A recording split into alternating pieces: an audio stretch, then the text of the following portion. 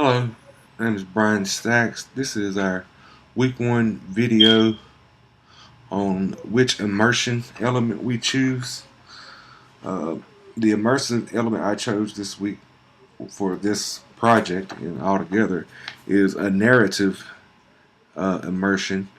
Uh, I just thought it would best fit my game because my game's not that detailed, and adding a narrative story to the application would give the user something to sort of relate to, uh, keep them going in the game, sort of find out what happens at the end.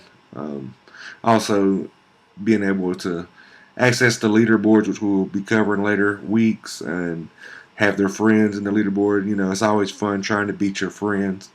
The estimated level of difficulty implementing my feature, I would say low to medium difficulty level.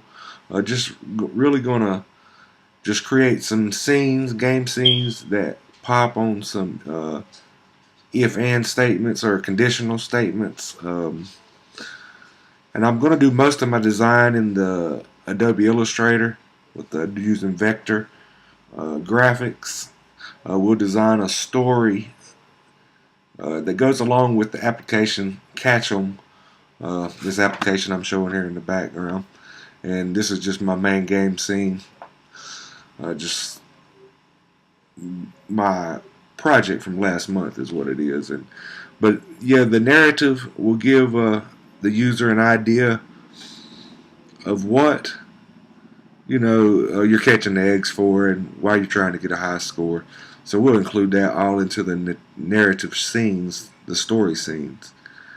And the order in which each part of my immersive element will be, which I'll have a game scene, a cuts scene before the game scene. So when you hit start to begin the game, you'll get the opening line story, telling you what you're doing and who you're doing it for, the characters that you need to know at first. Then we'll get you to a certain point level. You'll open up another cutscene. This cutscene will have most of the meat of the story, maybe a conflict or something that makes the user want to go on and catch more eggs. And then when you either reach a final score or end score, or your game ends, whichever one comes up, we'll have a ending story. Either if you failed, we'll have an end for that.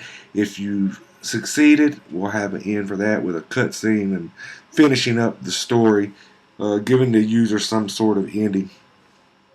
And what my ideal implementation would look like would be just like what I said. It would be nice, crisp characters, good typography where it's easy to read for the user, and also a good story, something that captures the user's attention and wants, they want to hear more of the story. That would be the ideal implementation. And then, like I said, just running it on conditionals of the score and what they're doing in game. I believe that about covers all my points this week for our immersion video. We appreciate you watching. It's Brian Stacks. Thank you.